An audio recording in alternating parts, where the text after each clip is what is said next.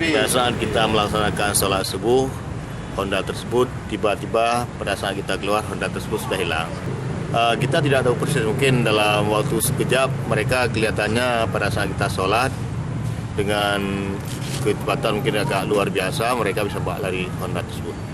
Namun kasus ini masih dalam penyelidikan kita. Untuk ciri-ciri tersangka, calon tersangka sudah kita identifikasi. Kemungkinan nanti kita minta kerjasama dengan masyarakat setempat yang mengetahui ataupun melihat untuk bisa sama-sama